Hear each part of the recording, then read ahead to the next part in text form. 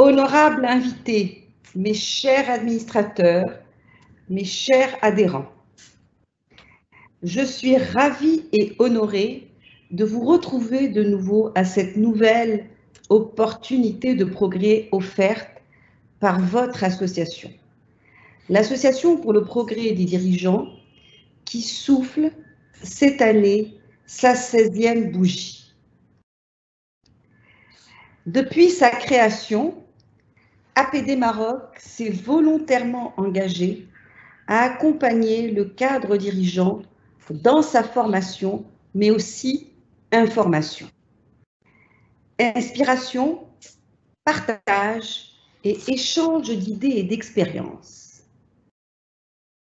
La mission de l'APD est justement de lutter contre l'isolement et la solitude managériale en créant un espace privilégié de contact, de rencontres et de débats entre dirigeants, experts et décideurs sur des thèmes d'intérêt majeur, aussi bien à l'échelle nationale qu'à l'échelle internationale. Et parmi ces thèmes qui intéressent les dirigeants encore plus dans le contexte actuel marqué par l'incertitude et la succession de perturbations, émerge celui de la résilience. La résilience, c'est cette capacité à faire face aux épreuves et à rebondir, est aujourd'hui, je dirais, une qualité essentielle pour tout décideur, mais aussi pour toute entreprise et je dirais aussi tout type d'organisation en général. À l'APD, nous avons eu à maintes reprises le plaisir d'interpeller de grands décideurs, experts et consultants sur ce thème stratégique. Et aujourd'hui, nous le traitons sous une autre facette particulière, mais tout aussi vitale. Le thème de cette conférence, de cette rencontre, portera sur la résilience financière. Véritable nerf de guerre, la composante financière est la clé primordiale de la résilience des entreprises et de la continuité de l'activité sur le long terme. Je dirais, elle est aussi cruciale pour faire face aux défis qui touchent l'entreprise, à la fois au niveau de l'expérience collaborateur et client, du partenariat avec les fournisseurs et bien évidemment des résultats financiers. Je dirais aujourd'hui, plus que jamais, les priorités des directeurs financiers ne se limitent plus au cadre strictement financier, mais couvrent également les aspects stratégiques et organisationnels afin de repenser les processus de gestion et de booster l'intelligence collective à l'échelle de l'entreprise. L'arme indispensable pour faire face aux incertitudes de plus en plus pressantes. Le sujet est, comme vous le savez, est de tout intérêt pour toute entreprise. Et pour bien le cerner, bien le comprendre, je me réjouis d'un partenariat que nous avons fait avec SAP. Grâce à ce partenariat, aujourd'hui, nous allons partager avec SAP son expertise, sa vision et surtout ses outils et pratiques pour assurer la résilience financière de votre entreprise et de toute épreuve, je dirais. En votre nom, j'adresse mes plus vifs remerciements à notre expert et orateur de cette conférence, M. Abdelrahim Haddej. Merci, M. Haddej, d'avoir accepté notre invitation. M. Haddej est expert en finance chez SAP Afrique du Nord et de l'Ouest. M. Haddad est un véritable passionné par la technologie. Il a plus de 15 ans d'expérience dans le domaine. Il accompagne plusieurs entreprises dans leurs projets de transformation pour bâtir une finance plus résiliente et qui soit un levier de performance du business à travers de modèles de gestion beaucoup plus intelligents. Avant de vous céder la parole, je voudrais d'abord remercier tous les participants qui se sont inscrits à ce séminaire. Et je le disais tout à l'heure à Sir Abdelrahim, je suis agréablement surprise. Nous avons inscrit plus de 165 participants. Donc, je vous remercie de votre confiance.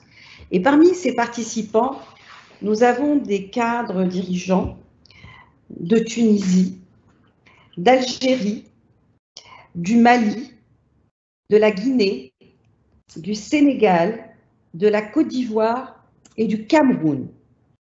Donc, je vous remercie d'avoir pris part à cet important événement de cet après-midi.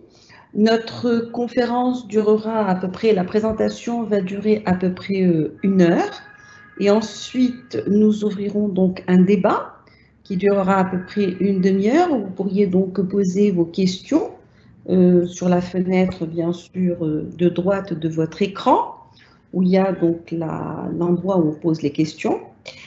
Je voudrais également remercier, bien sûr, mes partenaires médias, anciens et nouveaux, avec qui nous renforçons chaque année notre collaboration. Et à ce titre, donc, je voudrais remercier le groupe Ecomédia, Challenge Hebdo, Le Matin et Maroc Diplomatique. Voilà, donc il ne me reste plus qu'à vous souhaiter une excellente conférence. À vous la parole, Sir Abdelrahim. Merci beaucoup. Merci beaucoup, Farida. Et honoré d'être parmi vous aujourd'hui. Et j'espère qu'avec toute la présence aujourd'hui assez conséquente, force est de le constater, qu'on pourra tous échanger et sortir de cet événement avec pas mal d'informations nouvelles qui pourraient nous servir dans le quotidien sur le plan business et sur le plan de la performance. Vous avez dit quelque chose d'extrêmement important dans cette introduction, c'est que la finance aujourd'hui, c'est le véritable levier pour piloter la performance. Je pense que c'est une idée principale qui s'inscrit dans la nouvelle tendance de la finance et on aura l'occasion d'en parler au cours de cette présentation. Donc, sans plus tarder, je vais essayer de partager avec vous la présentation en quelques secondes.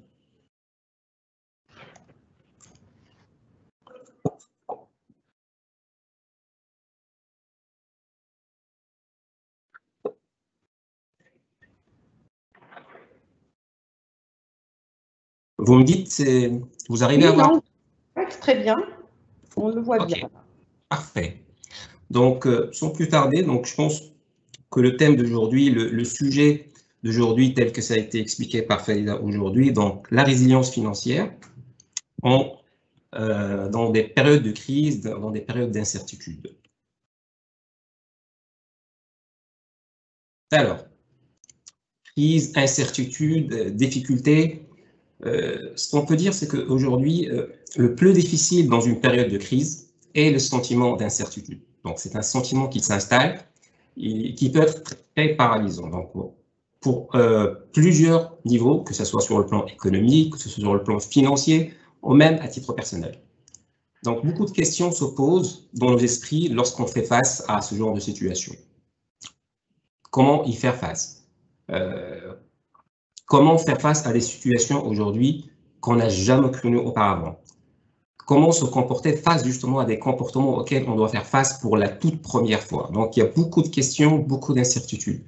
Aujourd'hui, si on pose la question autour de nous, donc je dirais, on pourra avoir des réponses réflexes ou des recettes réflexes par rapport à ce genre de questions, style il faut qu'on absorbe le choc, il faut qu'on arrive à gérer les impacts et contenir les dégâts, ensuite tirer les leçons et essayer de repartir et de se relancer. Je pense que ça, c'est le cocktail ou disons la réponse basique, réflexe qui pourrait être donnée par beaucoup d'entre nous.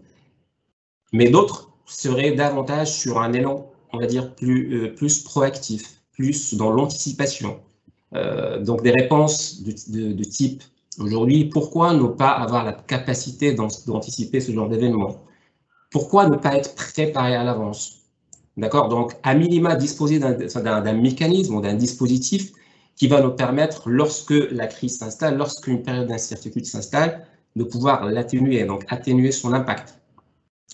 Si on regarde aujourd'hui avec ce que nous traversons tous, donc l'année écoulée et une bonne partie de cette année, donc 2021, avec ce qui se passe avec le Covid-19, on voit très bien ce que peut avoir une telle pandémie comme impact au niveau des organisations à tous les niveaux, donc sur le plan institutionnel, sur le plan humain, sur le plan émotionnel, sur même notre manière de vivre et de travailler. Donc c'est un véritable chamboulement que nous sommes en train de vivre à cause de cette pandémie. Force est de constater aujourd'hui que cette crise, donc cette crise économique qui est provoquée par le Covid-19, c'est la crise la plus grave depuis la pandémie de la guerre qui a émergé depuis la Première Guerre mondiale et voire même depuis la Seconde Guerre mondiale. Donc c'est véritablement quelque chose j'ai envie de dire, de catastrophique que nous sommes en train de vivre. Il faut remonter très loin dans l'histoire pour pouvoir retrouver des situations similaires. Aujourd'hui, par rapport aux prévisions qui sont données par la Banque mondiale en termes d'impact purement économique et financier, donc la perte de richesse aujourd'hui qui est enregistrée de manière cumulée entre 2020 et 2021, il est chiffré à plus de 10 milliards de dollars.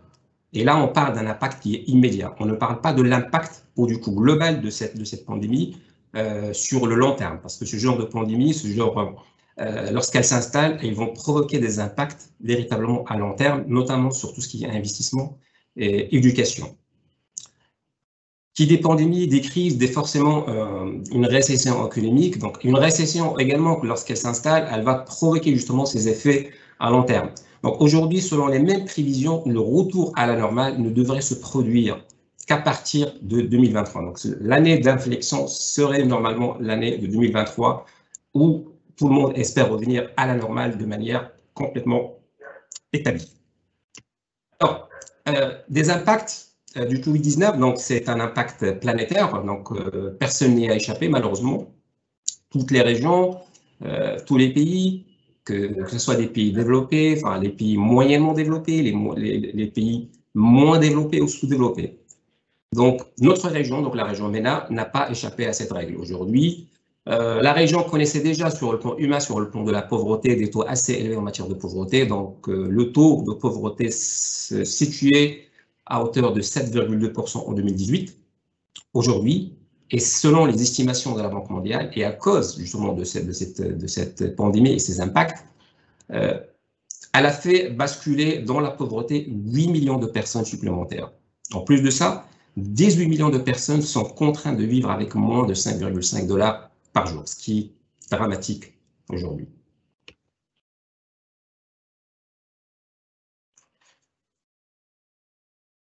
Alors, l'écran, je vous rassure tout de suite, ce n'est pas un problème de connexion, l'écran est bien noir. Je voulais faire cette petite pause pour qu'on essaye de réfléchir un peu ensemble et faire un petit flashback par rapport à l'histoire. Est-ce que nous sommes aujourd'hui devant un cas isolé? Certainement pas.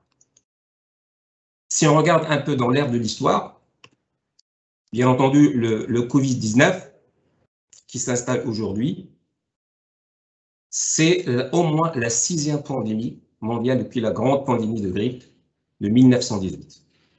On ne compte plus le nombre de morts qui sont enregistrés aujourd'hui à cause du Covid-19, c'est des millions de morts à peu près partout. Mais, comme je le disais, ce n'est pas un cas isolé, donc dans l'histoire, il y a eu d'autres pandémies. On peut également penser à la peste noire, donc un peu très loin dans l'histoire, mais qui a fait des ravages entre 1347 et 1352, et qui a fait quelque chose comme 25 millions de victimes. Également, la grippe espagnole de 1918, qui a fait un chiffre colossal de victimes, environ 50 millions de victimes. Mais les crises, de manière générale, le monde en a connu plusieurs, mais qui n'étaient pas forcément qu'au d'ordre pandémique. Le monde a déjà connu d'autres crises qui sont plutôt d'ordre structurel, d'ordre financier, d'ordre institutionnel.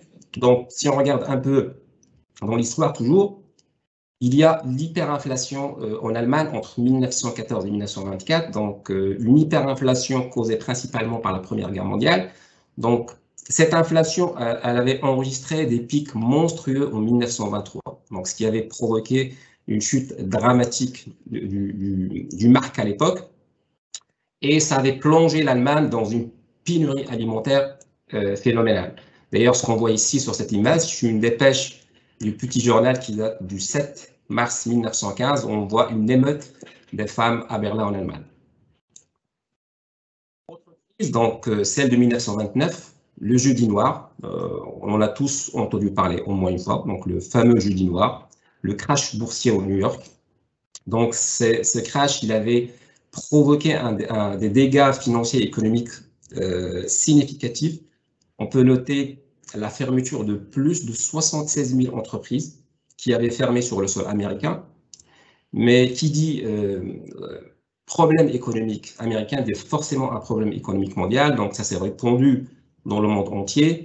D'ailleurs, les Américains avaient, suite à cela, retiré leurs capitaux propres du marché allemand, ce qui avait provoqué un bouleversement en Allemagne, et il avait carrément perturbé les politiques économiques du pays, ce qui a conduit, entre autres, je dis bien entre autres, à l'arrivée d'un certain Adolf Hitler et son parti nazi au pouvoir, et on connaît tous la suite, les catastrophes, la Deuxième Guerre mondiale et son lot de quelques millions de morts aussi.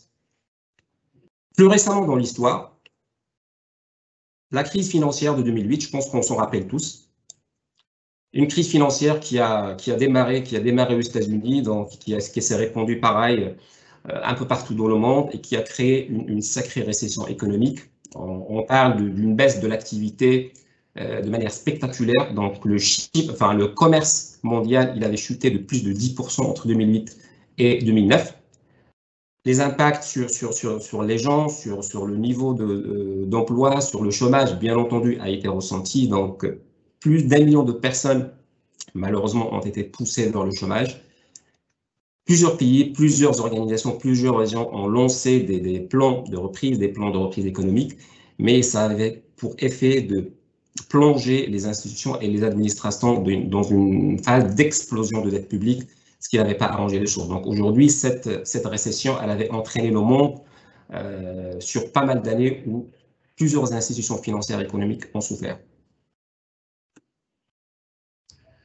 Si on regarde un peu ces deux images que j'ai quadrillées ici, donc celle du Covid-19, donc 2020, et celle de la grippe espagnole en 1918. Personnellement, je me suis attardé sur les deux images, elles sont très intrigantes et en même temps porteuses d'un vrai message. Quand on regarde un peu ces deux images, on peut se poser la question et dire finalement entre 1918 et 2020, qu'est-ce qui a bien pu changer entre la grippe espagnole et le Covid-19? J'ai envie de dire pas grand-chose. En 1918, on portait des masques, on incitait les gens à porter des masques. D'ailleurs, on le lit ici, donc masquez-vous. Et aujourd'hui, on fait de même. Donc, on porte des masques et on incite les gens à porter des masques. La question que j'ai envie de me poser, c'est ces deux messieurs qu'on voit en bleu et noir ici avec les masques. Est-ce que ce jour-là, lorsqu'ils avaient pris cette photo, ou ils étaient pris en cette photo, est-ce qu'ils pensaient qu'un jour, 100 ans après, le monde vivrait une situation similaire et qu'il serait obligé de la même manière d'avoir les premiers gestes barrières qui seraient de porter des masques? J'ai envie de dire que non, jamais il l'aurait pensé.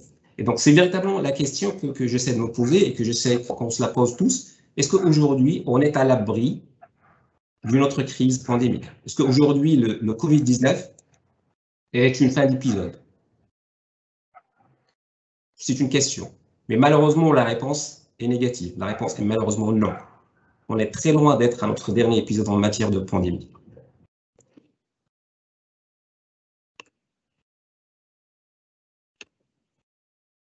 Pourquoi je dis ça? Parce que les futures pandémies, et ça, c'est pas moi qui le dis, ça, c'est les experts des Nations Unies, Donc, les futures pandémies émergeront plus souvent, se propageront plus rapidement, feront plus de dégâts à l'économie mondiale, bien entendu, et tueraient plus de personnes que le Covid-19.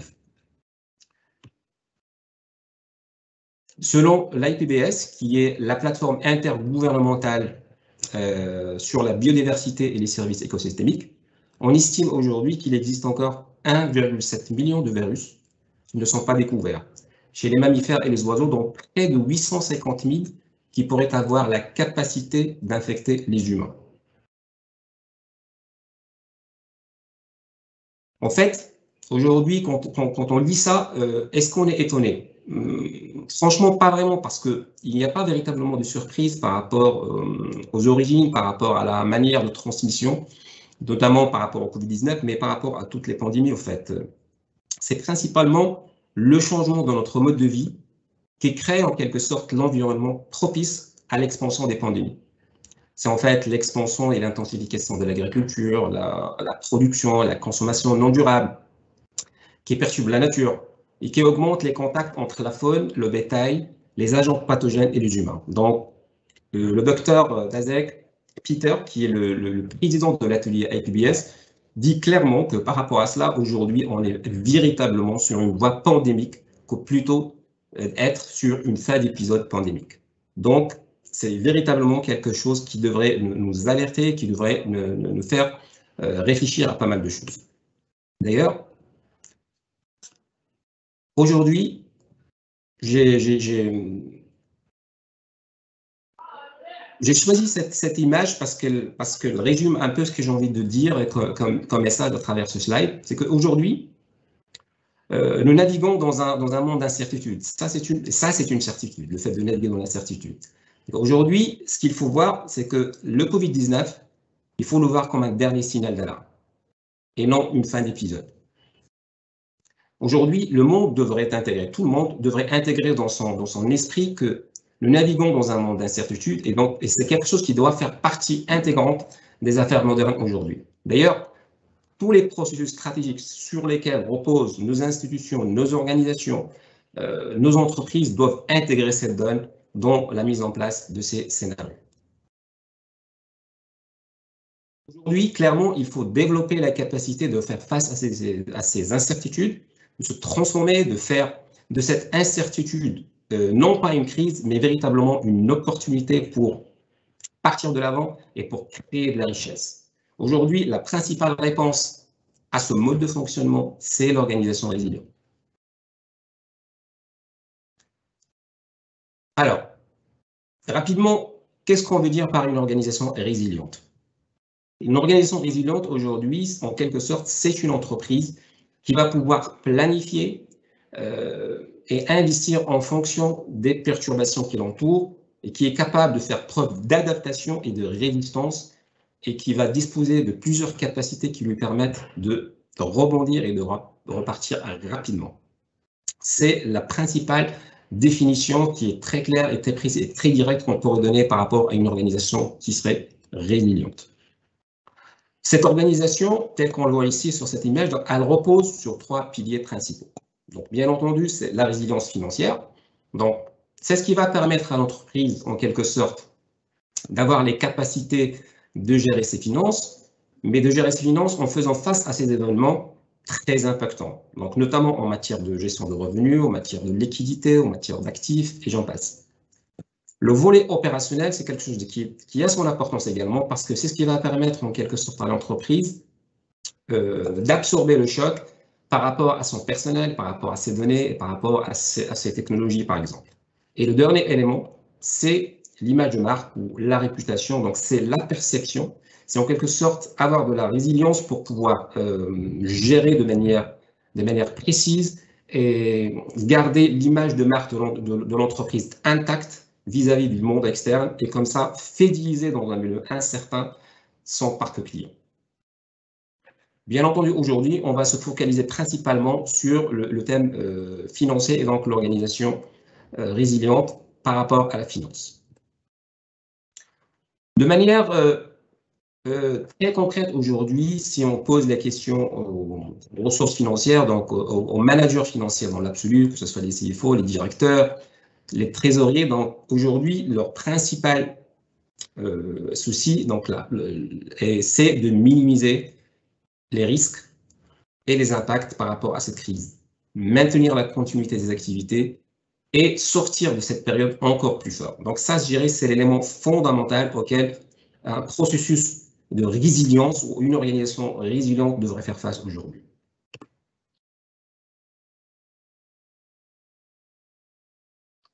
En matière de défis, donc, durant une période de crise et d'incertitude, ce qu'on peut dire, c'est que les organisations, et plus particulièrement ce que je disais tout à l'heure, donc les départements et les directions financières font face à plusieurs risques. Bien entendu, certains sont aujourd'hui, on les connaît parce qu'on a eu à les confronter dans d'autres crises, notamment celle de 2008, mais d'autres nous sont aujourd'hui inconnus. Et donc, il faut mettre en place les processus, les mécanismes, les dispositifs pour pouvoir les contenir. Aujourd'hui, à travers les différentes approches et échanges que nous avons au sein de SAP avec nos différents clients, les différents partenaires, il y a 4 principales catégories de risques ou de priorités qu'il faut gérer. La toute première, c'est le fait de maintenir le revenu et la stabilité opérationnelle. Et donc, cela va bien entendu passer par le fait de disposer de fortes capacités de planification. Donc, il faut pouvoir planifier de manière dynamique pour pouvoir analyser et réagir rapidement aux scénarios qui peuvent être très brusques, très soudains, qui peuvent se produire sur le marché du jour au lendemain.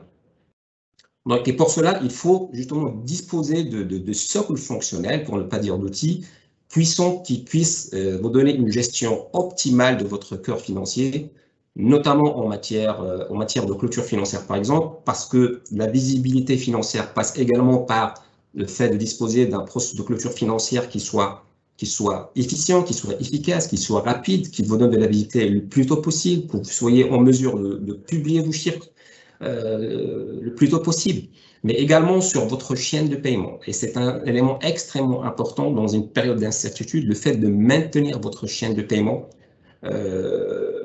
disponible et qu'elle soit toujours atteignable pour vos clients externes, parce que c'est une source qui va vous apporter, qui va vous ramener du cash, et c'est essentiel pour justement cette résilience financière. La deuxième priorité, c'est bien entendu, puisqu'on parle d'argent et de liquidité, c'est effectivement la gestion de la liquidité et le risque privé. Donc, c'est l'un des points les plus critiques en matière de résilience financière. De manière très claire, donc, on se le dise, et je pense qu'on peut tous s'accorder à dire que sans une véritable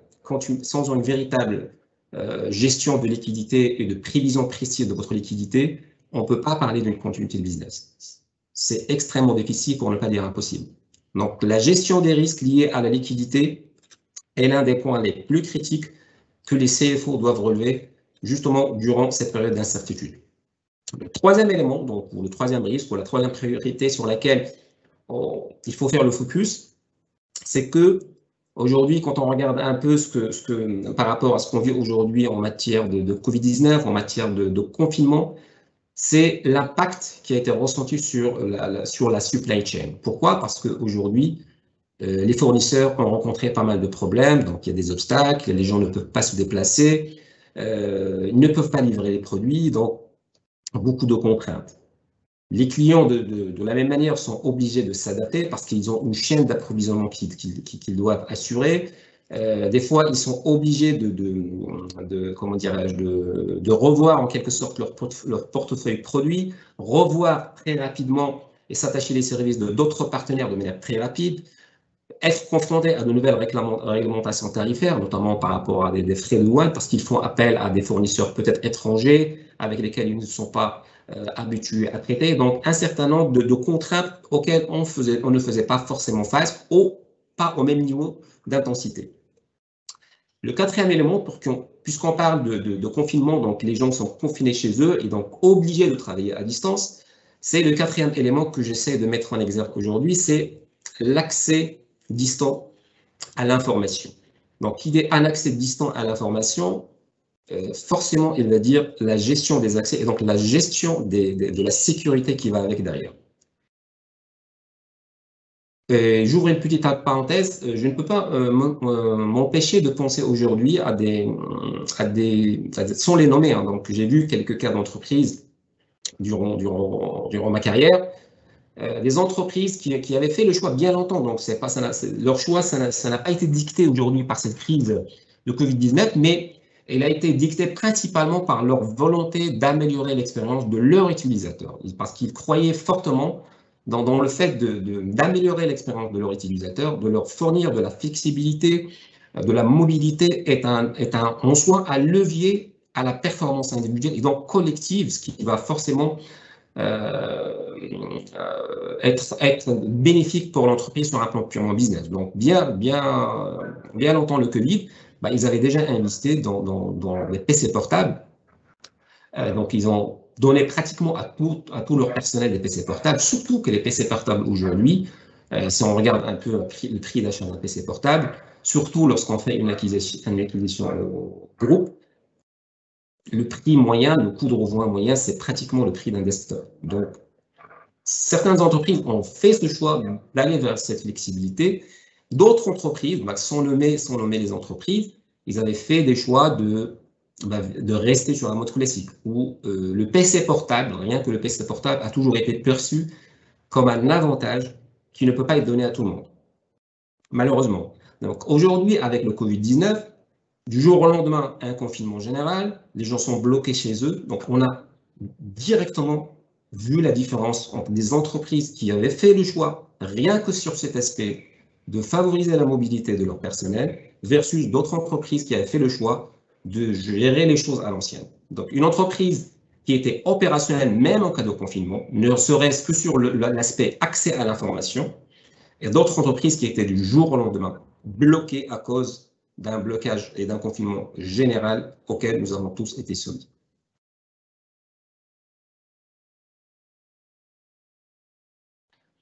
Alors, voyons un peu ce qu'on peut faire sur ces 4 priorités que je viens de citer.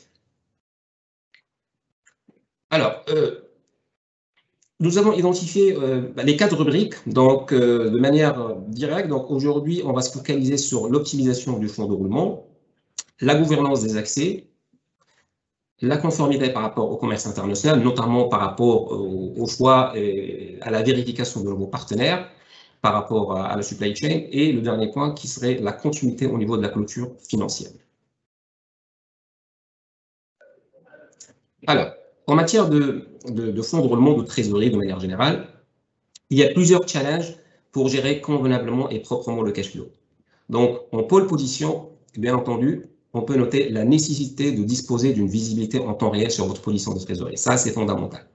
Et cette visibilité doit l'être sur l'ensemble de votre activité et de vos filiales. Donc, il ne s'agit pas simplement d'avoir une visibilité par unité, mais véritablement, j'ai envie de dire, une visibilité centralisée sur l'ensemble du filiale lorsque vous êtes, par exemple, un groupe avec plusieurs filiales. Et donc, avoir cette disponibilité, cette visibilité dans combien de cash, dans quel compte bancaire, dans quelle devise, des choses comme ça. Il y a également l'aspect, bien entendu, liquidité. Donc, vous avez besoin de bien comprendre et d'anticiper les impacts que pourraient avoir ces changements, donc ces crises sur votre liquidité. Donc, comment vous allez planifier votre liquidité sur le court terme, mais également sur le moyen et le long terme. Vous devez gérer tous les événements qui peuvent affecter votre liquidité, comme les crédits et la gestion de recouvrement et donc l'interaction avec vos clients. Il y a également des incertitudes qui doivent être gérées et qui peuvent venir aussi des marchés de capitaux, donc notamment en matière de fluctuation des taux de change ou les bourses de matières premières. Donc, c'est également un point qui peut être qui peut avoir un impact très significatif sur votre trésorerie. Et bien entendu, le dernier point, on le répétera jamais assez, c'est l'automatisation. Donc, augmenter encore et toujours le niveau d'automatisation sur tous vos processus. La cible, l'objectif devrait être, il faut tout simplement automatiser tout ce qu'on peut automatiser. Donc, aller vers l'automatisation est j'ai envie de dire, c'est le premier levier pour aller vers la résilience financière et vers la transformation financière que je vais aborder dans une deuxième partie dans cette présentation.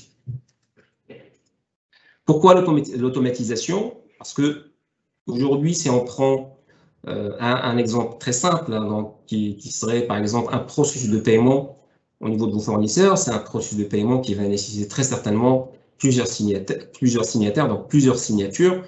Et dans la configuration où les gens sont en télétravail, chacun est chez lui, donc en l'absence de signature électronique, par exemple, on est forcément devant un problème. Donc, on est forcément devant un retard de paiement.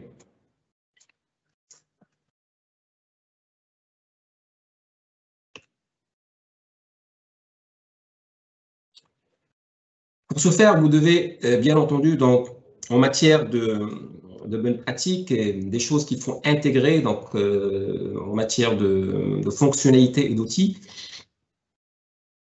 vous devez bien entendu faire le nécessaire pour faciliter l'interaction avec vos clients. Donc ça, c'est extrêmement important, dans le sens où vos clients, en période de confinement par exemple, ils doivent pouvoir consulter leurs factures, ils doivent pouvoir les payer en automatique. L'objectif, bien entendu, par rapport à cette interaction qui doit se faire de manière automatique, il est double. Récupérer le cash et assurer la continuité de votre chaîne de paiement en cas de confinement. Il y a également un point très important, c'est l'aspect intégration. D'un point de vue structuration fonctionnelle, je ne parle pas d'outils, mais je parle principalement d'un point de vue structurel, comment vous vous organisez d'un point de vue couverture fonctionnelle. Il faut absolument tendre vers de l'intégration, donc une intégration entre votre comptabilité client et votre gestion de trésorerie. C'est quelque chose d'indispensable pour avoir une liquidité à jour et qui soit en temps réel. Également, la bonne gestion de votre activité de recouvrement, parce qu'il faut pouvoir aller drainer du cash, aller récupérer le cash le plus tôt possible lorsqu'il s'agit de renforcer et de renflouer vos caisses. C'est également un point qui a un lien direct, naturel et basique avec votre liquidité. J'ouvre une petite parenthèse, et ça, c'est une remarque qui va s'adresser principalement aux organisations qui sont sur des modèles de groupe avec plusieurs filiales. C'est qu'aujourd'hui, les best practices tendent vers la centralisation. Donc, on n'est plus sur des tendances où il faut récupérer, je dirais, l'information à travers des mécanismes de consolidation en fin de mois, mais on est davantage, ce qu'on propose, on est davantage sur des mécanismes de centralisation financière. Pour chaque filiale, lorsqu'elle va faire un acte de gestion, la réplication financière va se faire en automatique, en temps réel, au niveau de l'entité centrale, donc au niveau du siège. Et comme ça, vous allez avoir une visibilité centralisée en temps réel sur l'ensemble de vos filiales, notamment en matière de fonds de roulement, que ce soit au niveau de la liquidité, que ce soit au niveau de vos créances et également au niveau du recouvrement. Donc, véritablement avoir cette visibilité sur votre fonds de roulement en temps réel, sur l'ensemble de vos filiales en temps réel. Ce qu'on peut dire aussi, c'est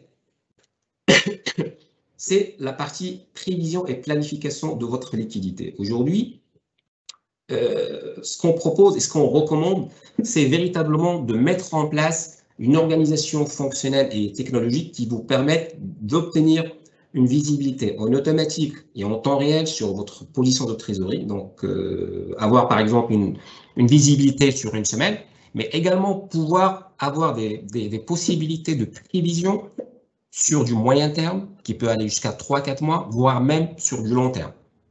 Ça, c'est indispensable si vous voulez maîtriser votre situation et être dans les bonnes conditions pour pouvoir anticiper également sur l'aspect investissement. Donc, une visibilité sur votre liquidité à court ou à moyen terme n'est pas suffisante. Aujourd'hui, on propose et on recommande véritablement de tendre vers ce qu'on appelle des gestions de budget étendues qui peuvent aller jusqu'à une année de visibilité. Bien entendu, un point très important que j'ai soulevé tout à l'heure dans les défis, c'est le volet interaction avec le marché, notamment en matière de fluctuation au niveau des taux de change et de la matière première. C'est un point qui est très évident, très basique, mais extrêmement important à gérer. Donc, ça s'inscrit dans le cadre de la gestion des risques, mais c'est extrêmement important à se couvrir à ce niveau pour minimiser les impacts sur votre trésorerie.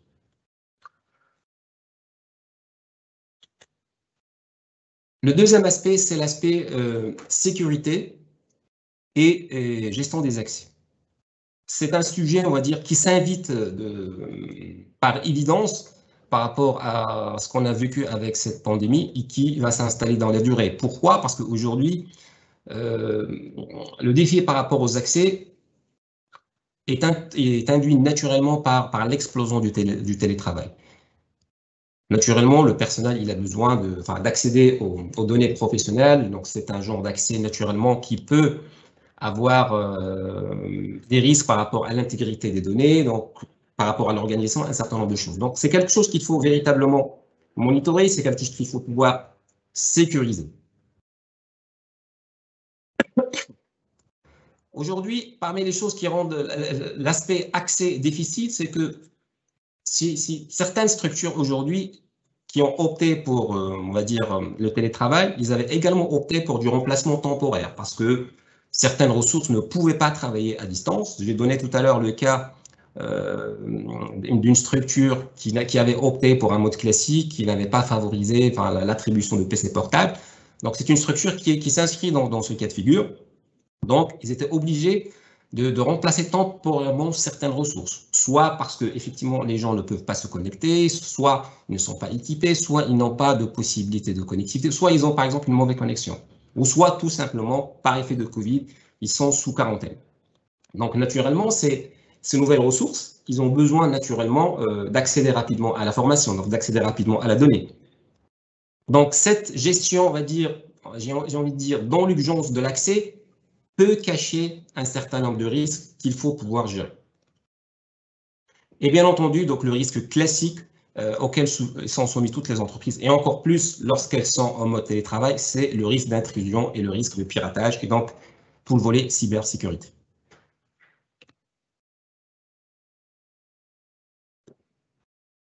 Donc, en matière de recommandations, donc, il faut utiliser les bonnes méthodes et la technologie, encore une fois, pour y parvenir.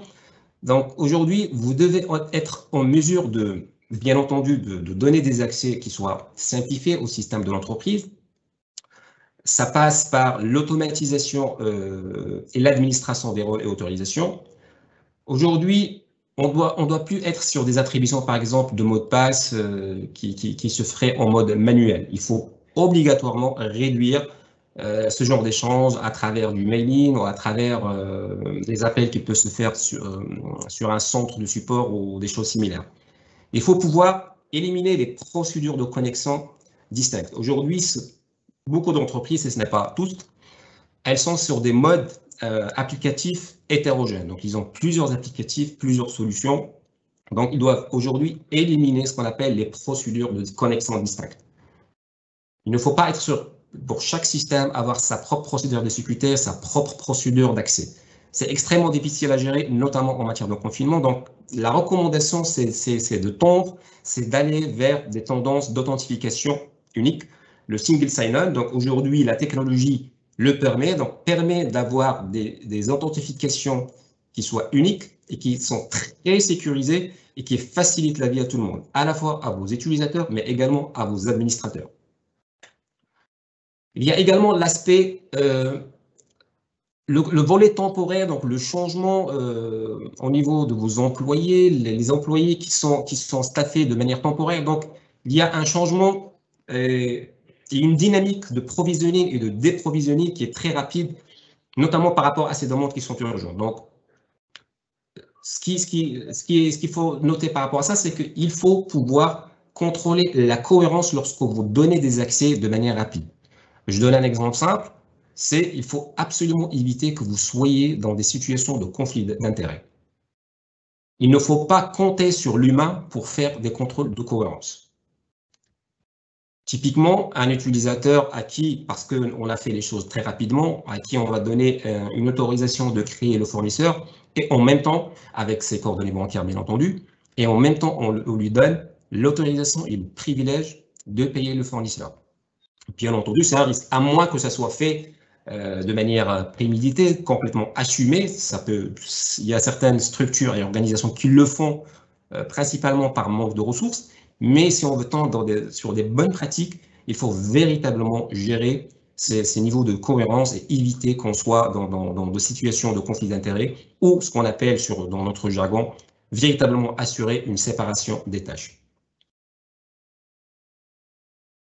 Dernier élément de précision par rapport à ce point en particulier, c'est que même lorsque vous êtes dans une logique d'attribuer ce genre d'accès ou ce genre de privilège, entre guillemets, qui relève du conflit d'intérêts, il faut pouvoir monitorer, suivre, contrôler ce que fait tel ou tel individu qui a ce privilège. Et donc, encore une fois, il ne faut pas compter sur l'humain, mais véritablement, il faut que l'outil, il faut que la technologie, il faut que votre organisation technologique permette d'aller contrôler et de générer les contrôles adéquats pour éventuellement minimiser le risque par rapport à ce privilège qui est donné.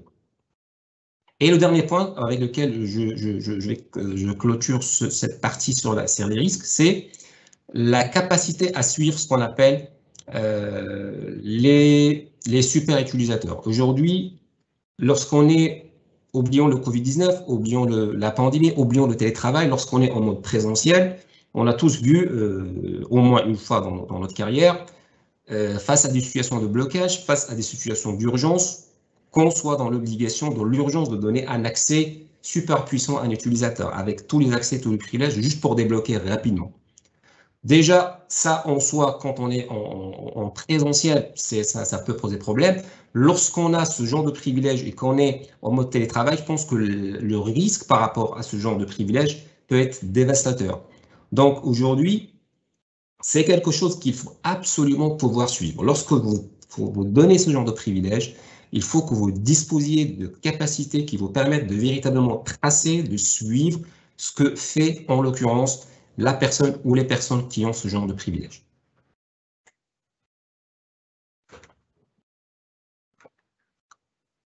On arrive à la partie supply chain. Donc, ce que je disais tout à l'heure, c'est que beaucoup d'incertitudes.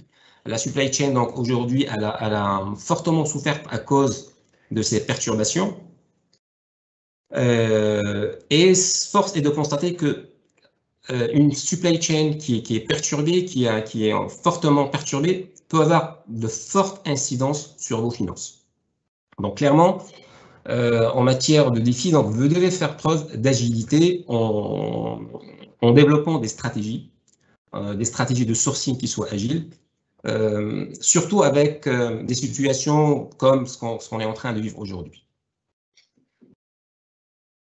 En quelque sorte, il faut que vous ayez des capacités qui permettent de faire face à l'obligation de faire appel à des nouveaux fournisseurs et partenaires dans des délais et dans un laps de temps qui est extrêmement court par rapport aux contraintes que j'ai relatées tout à l'heure, notamment les confinements, les fournisseurs qui ne peuvent pas se déplacer, un certain nombre de choses. Il y a également l'aspect inconnu, parce que lorsque vous faites appel à de nouveaux fournisseurs, à de nouveaux partenaires en mode forcé, parce que vous ne le faites pas par choix, il y a toujours une part d'inconnu, donc une part de risque par rapport à la fiabilité de ce nouveau partenaire. Donc, est-ce que c'est un partenaire avec lequel on peut compter? Est-ce qu'il pourra être fiable en matière de qualité des produits qu'il va nous livrer? Est-ce qu'il va être fiable en matière de respect des délais de livraison? Est-ce qu'il peut être fiable dans l'absolu? Parce qu'il y a toujours cette part d'inconnu, donc forcément un risque à gérer par rapport à ces nouveaux partenaires et donc la nécessité de vérifier ces partenaires. Nouveau partenaire dit également donc une incidence financière donc qui est directe par rapport à ces nouveaux partenaires et à laquelle une supply chain sera soumise, notamment par rapport à de nouvelles exigences tarifaires et douanières, mais aussi, ce que j'ai dit tout à l'heure, des risques qui sont liés et encourus par rapport à ces partenaires, notamment en matière de réglementation et de compliance. Donc, on pourra regarder ça un peu plus dans le détail sur le slide d'après.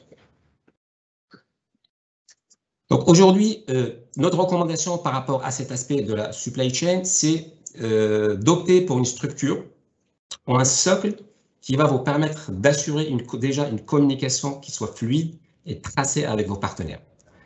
C'est-à-dire que sur le même système, sur la même organisation fonctionnelle, vous allez gérer votre processus commercial et en même temps avoir la possibilité d'échanger en direct avec ses partenaires. Le choix de vos partenaires, comme je disais tout à l'heure, donc on a un laps de temps qui est très court, peut être très risqué. Donc la nécessité de vérifier et de disposer de capacités pour vérifier vos partenaires. Donc vérification de partenaires, c'est justement pouvoir examiner ces nouveaux fournisseurs, déterminer l'impact sur les droits de douane et les tarifs par rapport à ces nouveaux partenaires. Également le fait de garantir un contrôle qui soit approprié sur la renommée de ce partenaire, leur réputation, et bien entendu, évitez à ce que vous soyez dans une situation où vous traitez avec des fournisseurs qui pourraient être, par exemple, blacklistés. Donc, c'est quelque chose qui peut être très risqué. Donc, le mode opératoire, c'est qu'il faut aller vers des mécanismes, vers des organisations, vers des solutions qui vous permettent de disposer de ce genre de mécanisme, justement pour éviter, donc je disais tout à l'heure les blacklistés, donc éviter que vous soyez dans une situation où le fait de travailler avec un blacklisté génère pour vous des amendes à payer, des pénalités parce que vous n'êtes pas compliant, vous n'avez pas respecté un certain nombre de règles. Donc, il faut véritablement avoir la capacité de disposer d'une base de données par rapport à ses partenaires. Et cette base de données doit être forcément rafraîchie au fil de l'eau, donc pour ne pas dire en temps réel. Mais ce n'est pas fini. Justement, cette base de données, par rapport à ses partenaires, doit obligatoirement être associée à votre processus de gestion. Si elle n'est pas associée à votre processus de gestion, vous êtes forcément dans un contrôle manuel. Alors que l'objectif, si on veut être résilient, si on veut être performant, si on veut être, on va dire, dans la finance intelligente, il faut obligatoirement que ce genre de mécanisme soit intégré à votre processus de gestion de manière à ce que le contrôle soit déclenché de manière événementielle, de manière automatique sur votre processus de gestion. En matière d'import-export, bien entendu, donc ça, cette partie, donc elle est plus ou moins classique. Donc gérer la conformité, donc les exportations, avoir cette capacité, la détermination des licences, la classification des services douaniers. Donc, il faut disposer, bien entendu, de fonctionnalités qui vous permettent de faire ce genre de choses, donc, notamment par rapport à la déclaration de douane. Mais un dernier point que j'essaie de soulever sur cette partie, c'est la partie qui relève de l'accord commercial en soi. Donc, aujourd'hui, il faut pouvoir, donc il faut disposer de capacités qui vous permettent, encore une fois, de tirer profit des accords commerciaux, par exemple, qui sont élaborés, qui sont établis avec un certain nombre de pays, donc notamment les accords de libre-échange. Aujourd'hui, ce serait dommage, par exemple, parce que vous avez changé de fournisseur en matière dans des temps d'incertitude, parce que vous étiez poussé par l'urgence, parce que votre fournisseur, on va dire, nominal, n'a pas été capable de livrer, donc vous avez changé de fournisseur, un autre fournisseur qui soit à l'étranger, par exemple, parce qu'il peut vous fournir le même produit. Ça serait dommage si ce fournisseur se trouve dans un pays avec lequel, par exemple, votre pays de résidence a des accords de libre-échange, de passer outre ces accords de libre-échange et passer outre les tarifs préférentiels et les tarifs et les motivations en quelque sorte qui pourraient avoir cet accord de libre-échange. Donc, avoir des mécanismes, des possibilités, des capacités qui vous permettent d'intégrer gérer le contrôle de ces accords dans vos processus de gestion est quelque chose de fondamental justement pour être géré dans la réduction de coûts et donc dans la performance financière gérée de manière générale.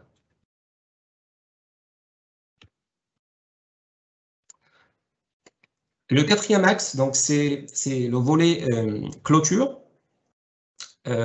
Aujourd'hui, ce qu'on peut dire par rapport à cet aspect, c'est que plusieurs organisations aujourd'hui ont souffert ou elles souffrent de ce processus qui est l'activité de la clôture. De manière générale, c'est un processus qui n'est pas simple.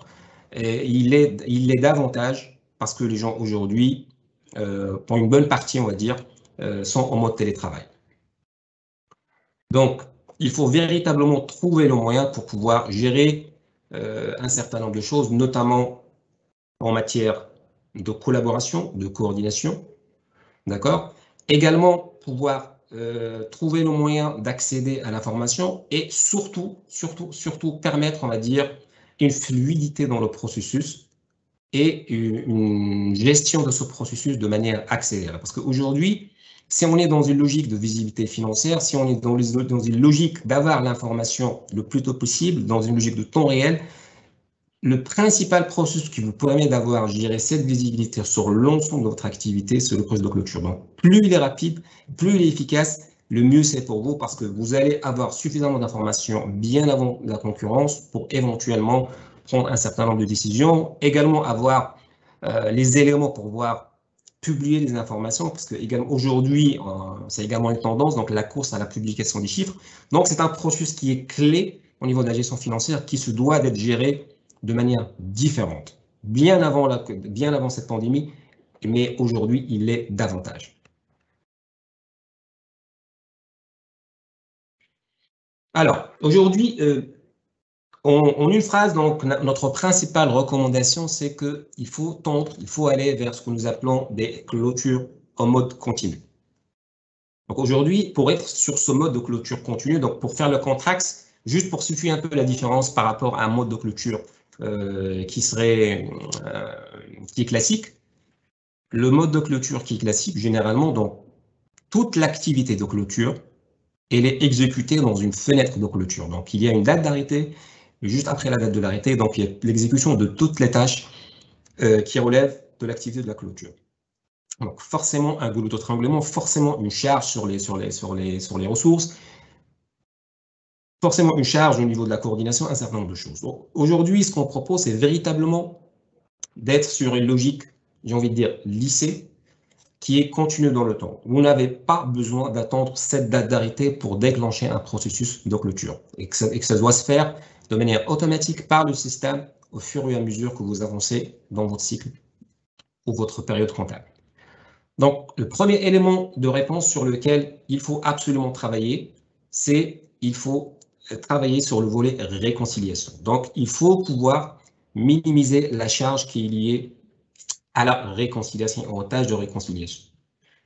Et donc, cela va nécessairement passer par la nécessité de disposer d'une source unique de vérité qui va pouvoir vous donner et vous garantir en quelque sorte ce que nous appelons une réconciliation par design. C'est-à-dire que l'information transactionnelle, lorsqu'elle est renseignée, lorsqu'elle est introduite par un utilisateur, elle est de facto réconciliée. Donc, vous n'avez pas à gérer de la réconciliation derrière dans une période de clôture.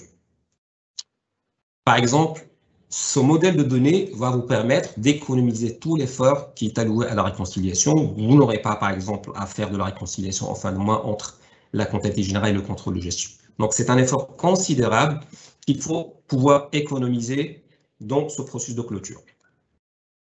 Le deuxième point qui est lié à la performance. On a parlé de réconciliation qui est gérée une activité fondamentale au niveau d'un processus de clôture, mais il y a également tous les processus qui ne peuvent s'exécuter que dans la fenêtre de clôture. Donc, juste toujours après une date de l'arrêté, donc c'est juste qu'on ne peut pas exécuter, par exemple, au milieu de mois. Là, je donne l'exemple, par exemple, d'un processus d'amortissement. Donc, généralement, on l'exécute en fin de mois. Mais aujourd'hui, et ça, c'est un processus qui est directement lié à la volumétrie. Et généralement, c'est un process qui est assez lourd et qui peut prendre beaucoup de temps. Donc, il faut tendre vers des organisations, des solutions qui vous permettent de faire du traitement en temps réel.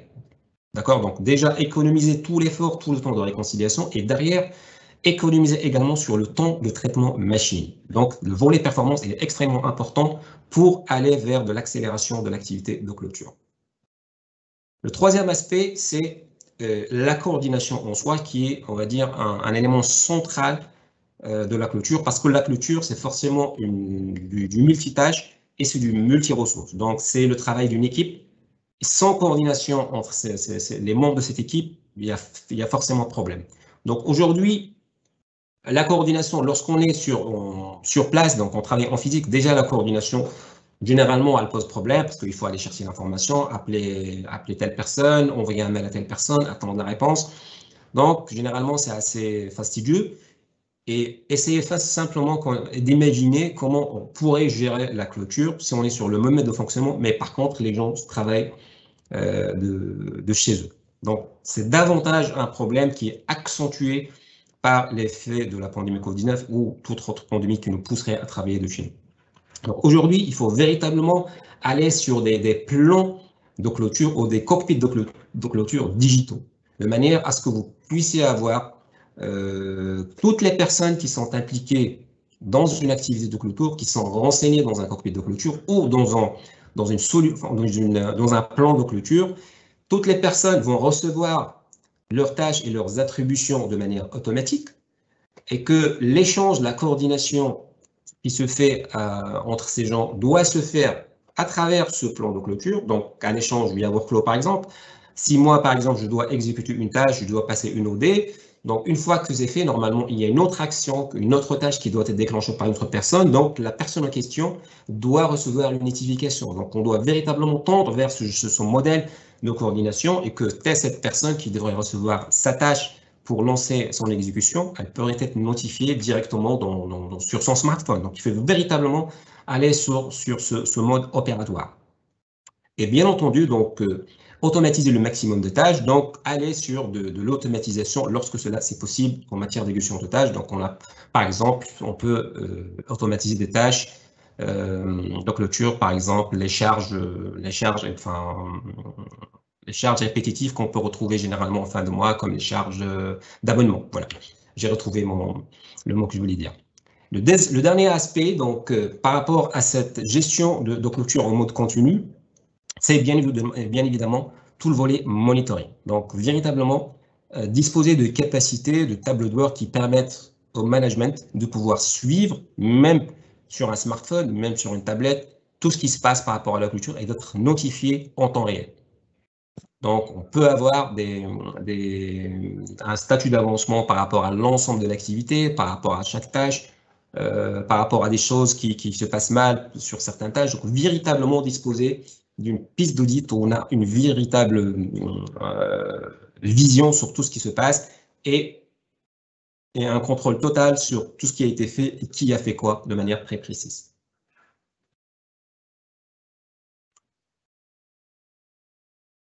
Le monde de la finance qui est en train de changer.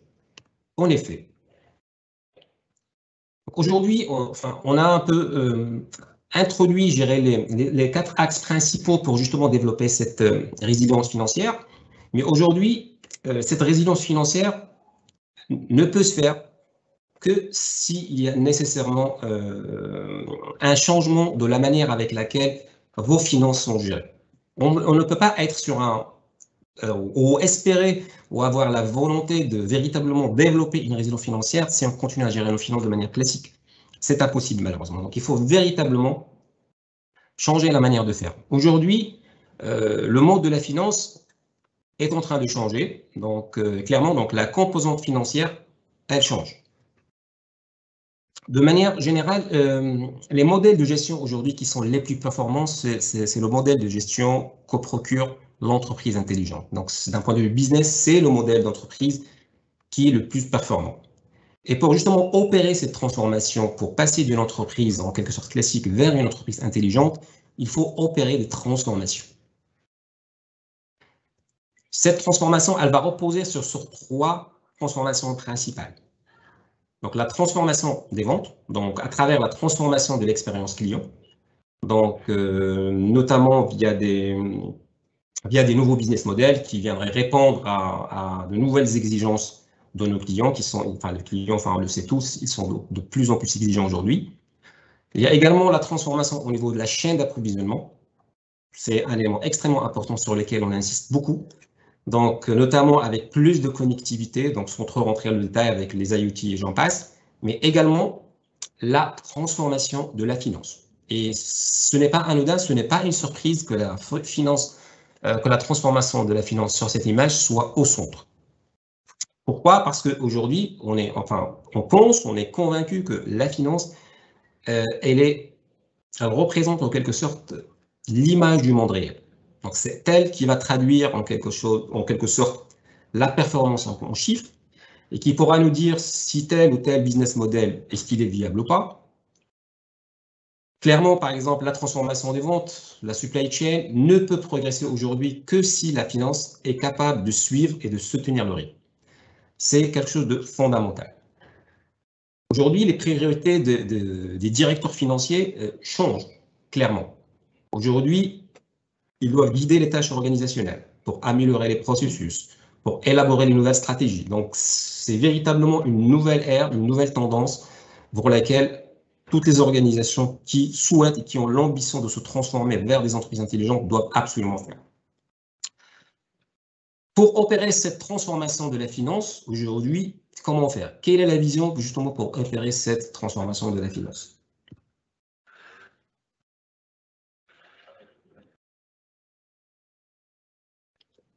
Si on regarde un peu sur cette image, donc l'axe, je vais me mettre en mode laser. L'axe qu'on voit ici, donc ça c'est, j'ai envie de dire, ça c'est le mode classique qui nous permet de gérer le business sur un plan financier. Donc, une très grande partie qui est allouée à l'opérationnel, donc à la gestion de l'activité opérationnelle, et peu de temps pour créer du reporting, pour avoir de la visibilité sur l'ensemble de l'activité.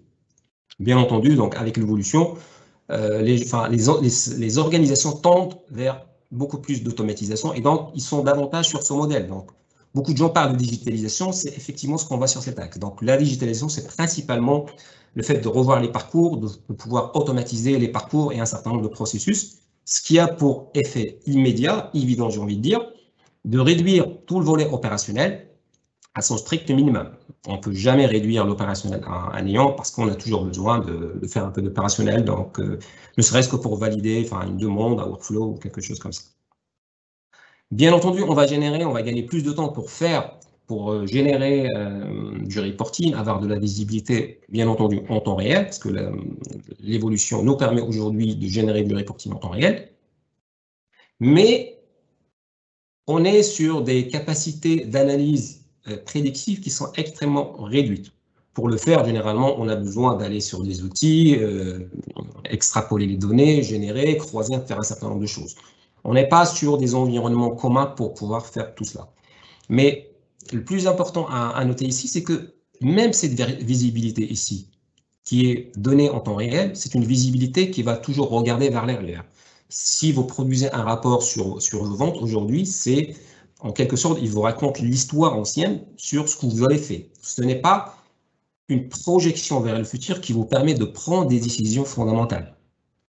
Et c'est la véritable différence entre, j'ai envie de dire, la digitalisation et l'intelligence. Donc ici, on est plutôt sur un modèle de transformation digitale, mais la transformation intelligente, la transformation de la finance vers la finance intelligente est un cran au-dessus. C'est véritablement quelque chose qui va nous permettre de piloter l'activité. Pourquoi? Parce que le niveau opérationnel, on va pouvoir le garder à son minimum. On va pouvoir générer nos reporting opérationnels en temps réel. On a moins de temps comparé à une structure ou à une organisation qui est digitale, mais on va disposer de plus de temps, plus de capacité, justement pour faire de l'analyse prédictive. Faire de l'analyse prédictive, avoir des capacités de simulation. Donc aujourd'hui, avec ces modèles, on peut être en mesure de répondre, le financier, le CFO, le directeur financier, avec ses capacités, il est à même justement de jouer son rôle que lui demande aujourd'hui la nouvelle tendance, c'est être véritablement dans le pilotage. Il est à même à répondre à des questions de style quel serait le coût end-to-end du service de la chaîne d'approvisionnement. Aujourd'hui, s'il dispose de ses capacités, il pourra le donner parce qu'il a la capacité de faire des calculs en temps réel, en plus de capacité de simulation et d'analyse prédictive. Quel coût on doit supporter pour obtenir un client de la même manière. Donc, véritablement, c'est un modèle intelligent qu'on recommande et sur lequel on doit reposer notre structure, notre organisation pour être dans l'ère de l'intelligence et pour justement développer cette résilience qui est le sujet principal de notre présentation aujourd'hui.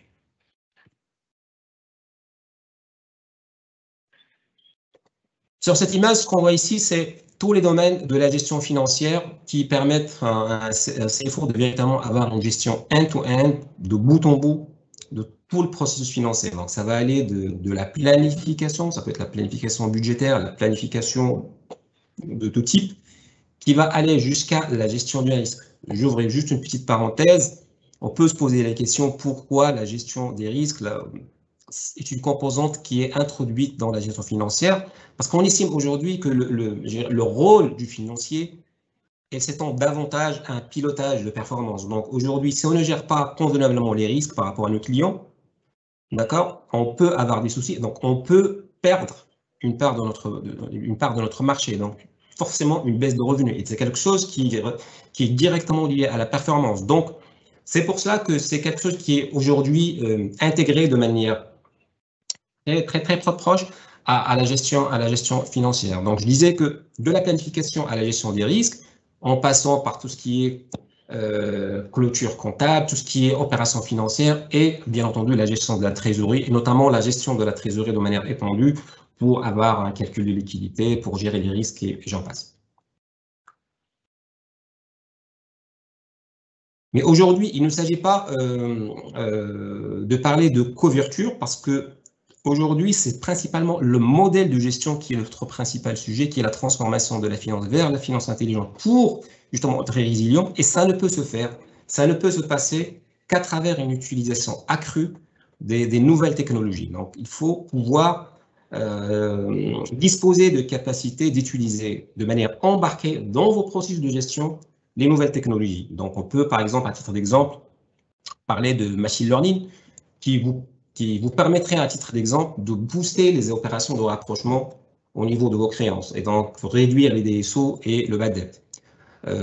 Les capacités de machine learning peuvent vous permettre aujourd'hui de faire de la reconnaissance d'image. Donc, si vous êtes sur une activité du retail, par exemple, vous avez des points de vente, que vous avez un client qui se pointe à un point de vente avec une image sur son smartphone par rapport à un produit donné, si vous n'êtes pas capable de reconnaître le produit, c'est un acte de vente qui est perdu. Si le vendeur n'est pas capable de reconnaître le produit rien qu'à partir de l'image et qu'il a une base de produits volumineuse, il ne pourra pas. Donc, généralement, c'est un acte de vente qui est perdu. Mais aujourd'hui, grâce à des capacités machine learning, on peut faire de la reconnaissance d'image et associer à travers l'image cette image à la base de produit, détecter le bon produit et donc assurer cet acte de vente. Donc, c'est un lien direct avec le fait de stabiliser, de renforcer le revenu. Également, dans des aspects de risque et de détection de fraude.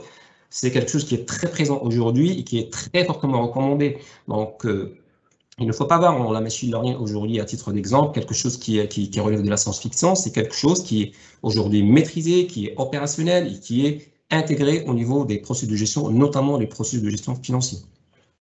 Donc, la détection de fraude, des opérations suspicieuses, par exemple, dans l'analyse des dépenses. C'est quelque chose qui est assez fréquemment fait.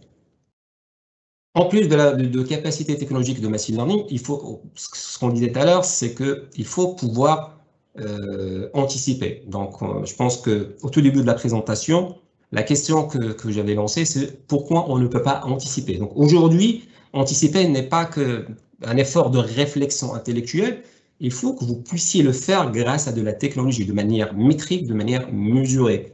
Donc, il faut pouvoir disposer de capacités prédictives pour se projeter, donc reconnaître, par exemple, qu'est-ce que vous allez faire comme revenu sur un nouveau projet, sur par exemple, un calcul de marge, donc être en position de pouvoir vous projeter sur des revenus futurs par rapport à des données logistiques qui sont encore au stade de l'engagement, pouvoir vous prononcer sur votre calcul de marge, pouvoir se dire que dans 6 mois, on pourrait être sur un niveau de marge de temps. Donc, c'est quelque chose qui sont aujourd'hui possibles et sur lesquels une finance intelligente doit tendre. Donc, l'organisation financière devrait aller sur ce genre d'organisation pour véritablement piloter le business de manière proactive et avoir tous les éléments en sa capacité pour pouvoir s'adapter rapidement à des changements, à des incertitudes et agir rapidement.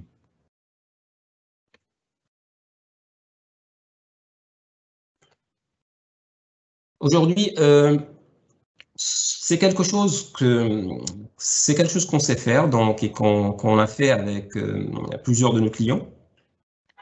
Aujourd'hui, de manière très métrique, très mesurée. Donc, sur ce slide, ce que j'essaie de représenter, c'est ce qu'on peut, les choses ou les éléments qu'on peut gagner de manière très concrète sur un certain nombre d'aspects. Donc, les gains opérationnels qu'on peut faire avec l'utilisation d'un certain nombre de solutions dans notre portefeuille, que ce soit au niveau de l'efficacité opérationnelle, que ce soit au niveau de l'expansion et de la croissance, donc le fait de booster la performance, au niveau de la centralisation et de la standardisation, au niveau de la conformité, au niveau de la réactivité, mais également au niveau de l'innovation.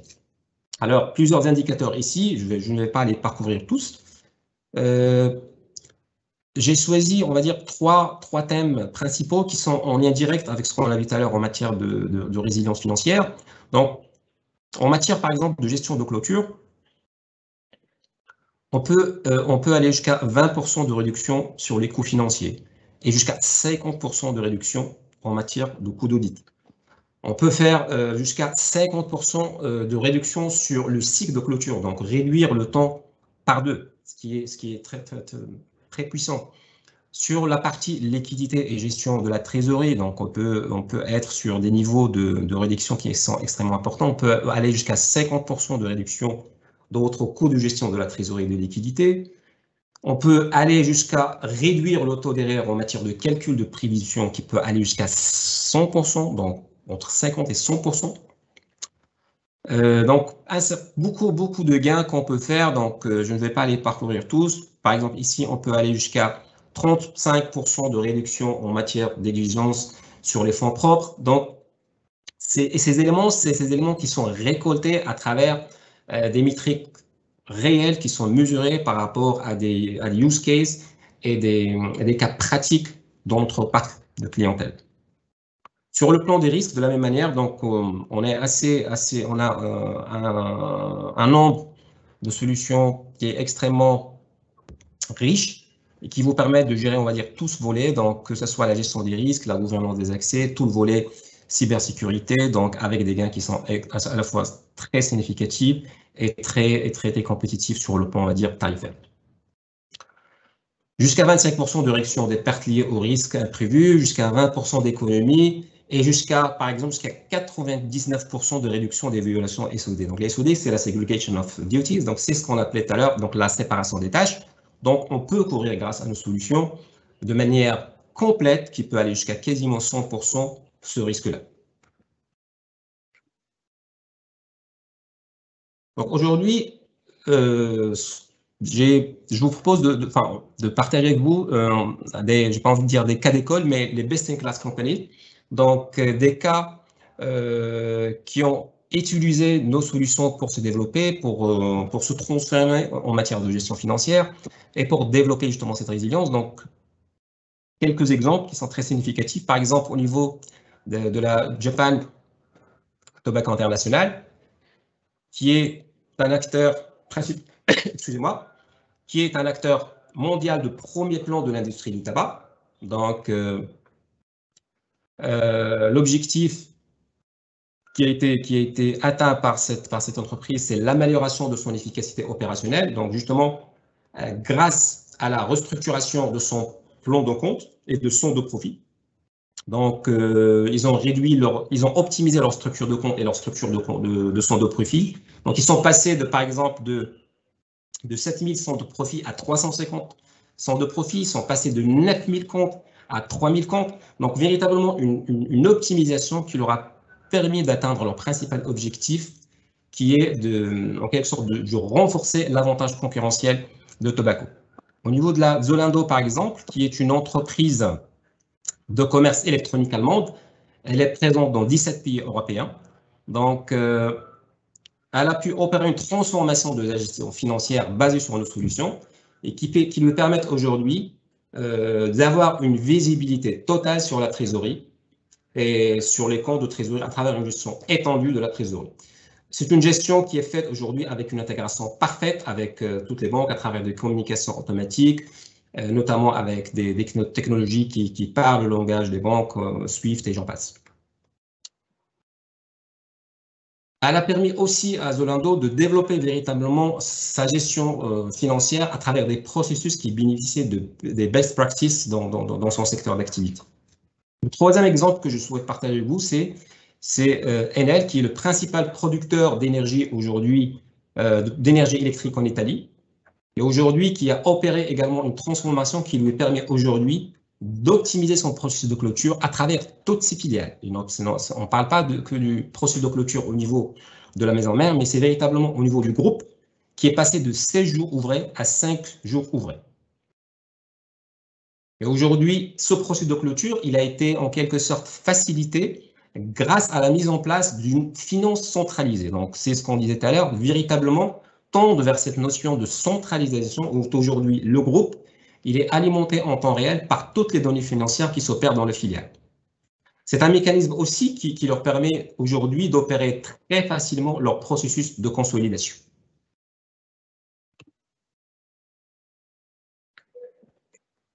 Dernier témoignage que je souhaite partager avec vous aujourd'hui, c'est un cas d'école qui a obtenu le SAP Innovation Awards 2021, qui est Lotte Investment Partners. C'est le premier investisseur dans les hôtels et complexes hôteliers du sud de l'Europe, avec 19 000 chambres situées dans les principales destinations touristiques, donc l'Espagne, la Grèce, le Portugal et j'en passe. Leurs principaux défis et opportunités étaient d'améliorer leurs processus commerciaux, réaliser une entreprise intelligente, parce que c'est véritablement le modèle aujourd'hui qui vous permet d'être très performant au niveau du business, qui passe par une transformation de la finance, et justement gagner du temps et de l'argent dans leurs différents processus, notamment en matière de rapprochement. Donc aujourd'hui, grâce à la restructuration de leur couverture fonctionnelle grâce à nos solutions aujourd'hui, ils sont sur des gains extrêmement significatifs, mesurés. Par exemple, 50% aujourd'hui par rapport à de la réconciliation de factures et 60% de réduction en matière de tâches manuelles. Par rapport à la clôture aujourd'hui, par rapport à leur processus de clôture, ils sont à 60% de réduction de temps sur leur cycle de clôture. Donc plus de la moitié, et 95% de réduction de leurs tâches manuelles qui devaient servir pour faire de la réconciliation intercompagnie. Donc c'est principalement des gains qui sont obtenus principalement à l'utilisation d'un socle de gestion de la clôture financière de manière optimisée, ce qu'on disait tout à l'heure, le plan de clôture, mais également sur une technologie de machine learning en matière de rapprochement automatique qui viennent booster le niveau de rapprochement et la performance de rapprochement au niveau de vos créances et de factures de manière générale. Là, ce qu'on peut voir ici, c'est quelques images qu'on peut produire, des KPI, des états graphiques sur les états d'avancement, par exemple en matière de clôture. On peut voir ici, par exemple, sur le processus de clôture, qui sont par exemple à 97% sur 100. Donc, c'est véritablement métrique, c'est véritablement mesuré, c'est véritablement en temps réel qui permet au top management d'être dans un suivi total, complet et en temps réel.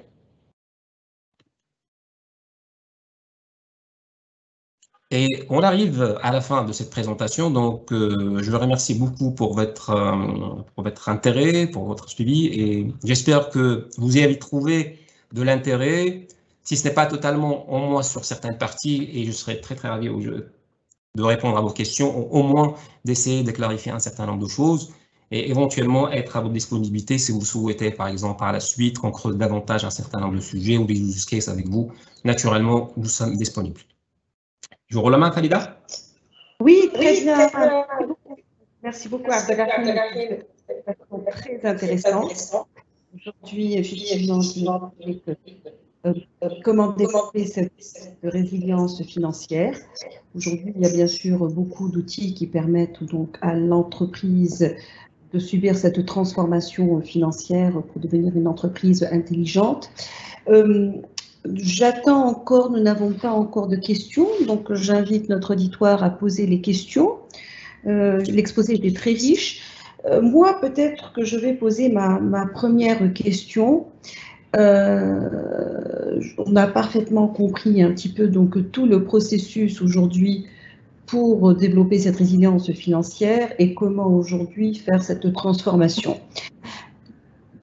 Vous vous êtes surtout adressé, enfin je pense, c'est ce que j'ai compris, à des grandes entreprises, des grands groupes qui sont quand même bien structurés et qui sont aujourd'hui des mastodontes, si l'on peut dire.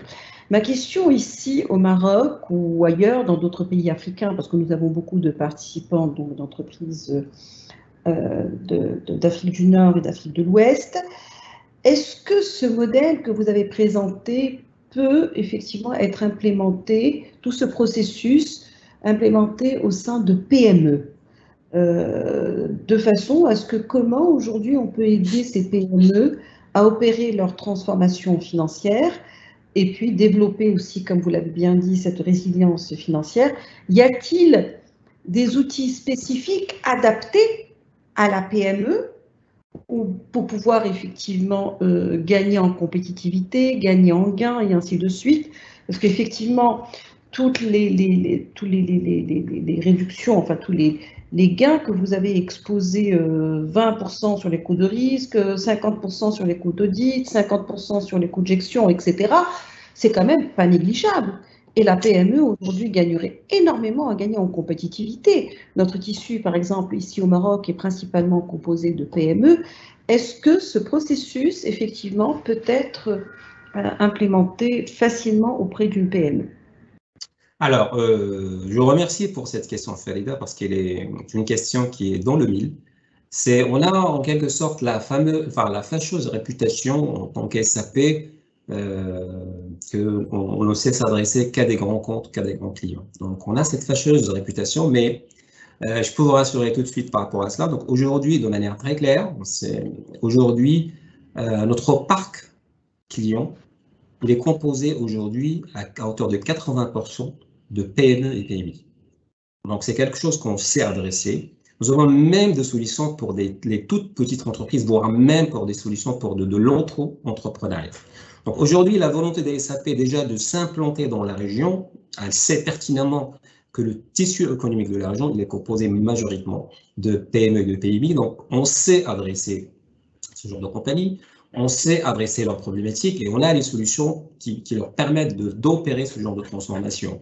Donc, sans entrer dans le détail, sans citer de références, aujourd'hui, on est sur pas mal de références dans la région. Donc, aujourd'hui, que ce soit sur le Maroc, que ce soit sur l'Algérie, que ce soit sur la Tunisie, que ce soit un peu plus dans le sud, en Côte d'Ivoire, on a aujourd'hui des solutions qui permettent à nos clients PME, PMI dans notre région véritablement de se restructurer, d'opérer ce genre de transformation et véritablement tendre vers ces modèles que je viens de présenter et sur lesquels on est en train d'échanger. Donc, n'ayez aucune crainte, nos auditeurs qui soient très rassurés par rapport à cela. Aujourd'hui, de manière très claire, de manière très directe, SAP sait adresser les PME, les PMI et il a toutes les solutions pour adresser leurs besoins et les accompagner dans leur quête de transformation. Excellent. Donc, c'est une aubaine, en fait, pour les PME aujourd'hui de pouvoir effectivement aller vers cette transformation financière. C'est l'occasion où jamais et le moment est extrêmement donc opportun pour cela. C'est vrai que quand on entend SAP, on a l'impression que c'est une grosse mastodonte, donc ça s'adresse qu'à des grands groupes. Et aussi parce qu'il y a un coût important. On dit non, mais si on est accompagné par SAP, effectivement, on n'a pas les moyens, ou il n'y a pas d'accompagnement, ou effectivement, en termes de coût. Est-ce que, par exemple, une structure comme SAP s'adapte aussi à des budgets de PME? Ça, absolument. Donc, nous avons aujourd'hui différents modèles. Je n'ai pas envie de parler de pricing, mais aujourd'hui, à partir du moment où nous savons adresser cette population de PME et PMI, à partir du moment où notre parc client est composé majoritairement de PME à hauteur de 80%, même sur le plan du pricing, on sait s'adapter. D'accord? Et nous avons différents modèles de déploiement qui peuvent être très intéressants sur un plan pricing. Donc, par exemple, aujourd'hui, on peut parler de notre modèle RISE aujourd'hui, qui est un modèle cloud qui permet aujourd'hui aux entreprises de la région et des entreprises dans le monde entier de bénéficier, je dirais, de la technologie, de bénéficier très rapidement de la technologie, de voir une gestion très rationalisée de leurs coûts, d'avoir un seul contrat de gestion, donc qui est SAP, qui va gérer derrière tout le volet infrastructure, tout le volet support, véritablement des modèles de pricing qui sont très intéressants. En plus, ce sont des modèles qui sont tournés OPEX et non CAPEX. Donc, même sur le plan du pricing aujourd'hui, nous savons faire les efforts qu'il faut, mais aujourd'hui, nous avons également le modèle qu'il faut pour adresser ces appréhensions, si elles existent, pour nos clients. Merci beaucoup. Il y a une question de Nabil qui dit, quand il y a un besoin urgent, quelle est la durée de mise en place de ces solutions en entreprise? À quel horizon sont-ils opérationnels? Approximativement, parce que j'imagine après, ça dépend de la difficulté. Ça dépend de beaucoup de choses. Difficile de répondre à la question de manière précise, mais ce que je vais faire, donner des orientations ou des pistes de réflexion par rapport à la réponse en soi. Donc aujourd'hui, pour pouvoir répondre à des questions sur des délais d'implémentation, donc déjà, on parle de quel use case? On parle de quelle problématique? Parce qu'il ne s'agit pas d'une seule solution. Peut-être que c'est un ensemble de solutions qu'il faut mettre en place pour, par exemple, pour gérer, je ne sais pas, la planification, pour gérer des problématiques liées au risque. Donc, c'est véritablement le use case métier qui va nous permettre de véritablement se prononcer sur la durée d'implémentation. Mais comme je disais tout à l'heure, donc, les deux modèles de déploiement, d'implémentation, ils sont connus aujourd'hui. Soit vous êtes sur un mode de déploiement qui est on-premise, soit vous êtes sur un modèle de déploiement qui est en cloud. S'il y a de l'urgence, de la volonté d'aller rapidement vers une utilisation d'une solution qui soit opérationnelle, véritablement, le mode de déploiement en cloud aujourd'hui pourrait être une réponse. Ça, c'est une réponse dans l'absolu. Mais pour rentrer davantage dans les détails, il nous faut un peu plus d'éléments. Je peux éventuellement inviter monsieur à rentrer directement en contact avec nous, qu'on comprenne un peu son use case, quelles sont les problématiques, qu'on puisse les cerner de manière un peu plus précise. Et partant de là, on pourra lui donner des métriques et des estimations ou des ordres de grandeur par rapport à des délais d'implémentation. Dans ce mode de déploiement, aujourd'hui, une entreprise, une PME, une belle PME aujourd'hui, effectivement, est en train de réfléchir pour mettre en place, pour développer un petit peu cette résilience financière. Quel est le mode opératoire donc, de départ pour qu'elle puisse se lancer? Doit-elle faire une audit un petit peu donc d'un état des lieux? Est-ce que cette audit, elle doit la faire elle-même ou doit être accompagnée par un spécialiste? Quelles sont les étapes, je dirais, pour aller vers cette transformation digitale? Est-ce qu'il y a des étapes? Est-ce que d'abord c'est une audit pour voir, oui, ou une audit, ou bien y a-t-il des étapes au sein de l'entreprise quand on parle de cette résilience financière? Étape 1, étape 2, étape 3, ça doit aller dans le temps ou bien? En fait, il y a différentes manières d'approcher la question, mais si je dois donner une réponse idéale en quelque sorte, je dirais que le bon point de départ, c'est de se connaître soi-même. On dit autrement, donc, l'état des lieux, savoir quelle est notre difficulté ou nos difficultés, quels sont les points qui nous posent problème, quelle est éventuellement notre cible en matière d'organisation. Donc, cerner, on va dire, ces questions, cerner ce périmètre, c'est un bon point de départ. Maintenant, c'est quelque chose qui peut être fait par le client, par l'entreprise, par la structure, mais ils peuvent se faire accompagner par des partenaires ou par SAP pour faire ce genre de choses. Donc, il y a différentes façons, il y a différents points de départ pour justement aller de l'avant et aller vers la transformation. Après, une fois que cette cible, elle est claire en matière d'organisation, en matière de périmètre, donc je dirais la deuxième étape, c'est OK. Là, on sait vers quoi on doit aller, on sait vers quoi, ou plutôt qu'est-ce qu'on veut améliorer, qu'est-ce qu'on veut refaire en quelque sorte, qu'est-ce qu'on veut restructurer. Donc là, on peut rentrer davantage dans une discussion autour des solutions qui nous permettent justement de répondre à ces besoins. Une fois que nous avons cerné le besoin ou le périmètre fonctionnel dans l'absolu, les solutions qui permettraient d'y répondre, on peut déclencher le processus pour, on va dire, la phase d'implémentation, et donc le projet d'implémentation, et pour lequel généralement on doit se faire accompagner par un partenaire ou par le SAP pour le faire. D'accord. Il y a une question effectivement de Amine, mais qui revient souvent sur le thème de la sécurité et la souveraineté donc des données.